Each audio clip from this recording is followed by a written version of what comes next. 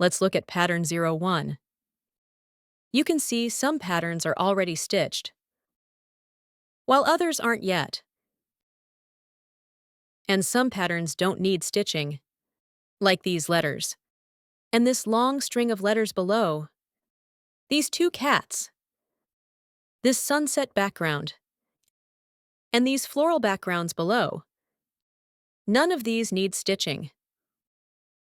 What do we need to stitch? We have 7 stitches, 1 through 7. This wishing bottle above, these flowers below, and flowers here, plus French knots below, and straight stitches. These need to be stitched. Let me demonstrate. First, let's look at the stem stitch. Notice each line has a number in front, numbered 1 through 6. What do these numbers mean? They indicate how many strands to use. For example, here it shows 2, meaning use 2 strands of floss. Here it shows 6, meaning use 6 strands of floss. Let's demonstrate with 3 strands. Using 3 strands of color number 8.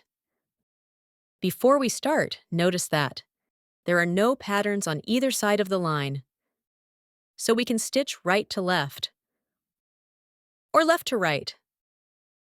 I prefer starting from left, so let's start from left. Come up at line here. Pull thread. Take down about 1 stitch length ahead. Don't pull tight. Leave a loop on fabric. Hold it with your finger. To prevent loop from moving, come up at middle point. Pull thread. Take down 1 stitch length ahead again, right next to first stitch down point. Come up again. Pull thread. Let me show once more. Take down about 1 stitch length ahead. Come back up at second stitch point. Continue forward. Come up at this stitch. When coming up, keep thread coming from same side. Don't pass through loop below. That would reverse the direction. So each time we come up, if needle points up, keep it pointing up. Coming from same side, then continue forward. So when stitching, always come up from same side. If coming from other side, you won't get spiral effect in lines. Following these steps, continue forward. Keep stitch spacing even.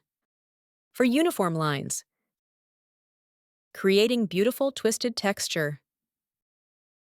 This is a great stitch. I often use it for outlining,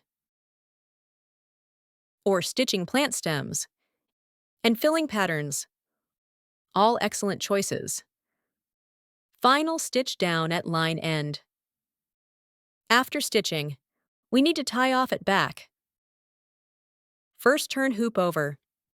This is our starting knot.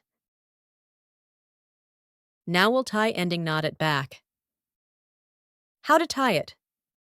Pass needle under first stitch below. Hold needle in middle. Support with left hand.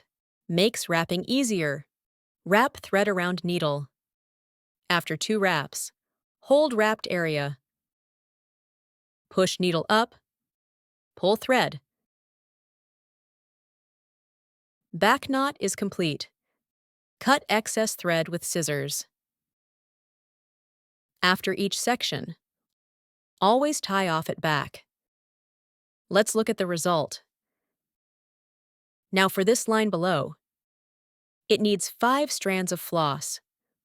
Let me demonstrate again. Using 5 strands of color number 13. Again, start at left end of line. Stitch forward. Don't pull tight. Leave loop on fabric. Come up at middle. Pull thread. Following these steps, Complete remaining line.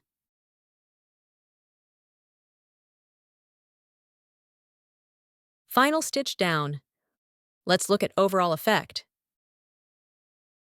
You can see one strand is relatively thin, while with 6 strands, the outline is thicker and fuller. Let's look at all 1 to 6 strands together. Different effects from different strand counts.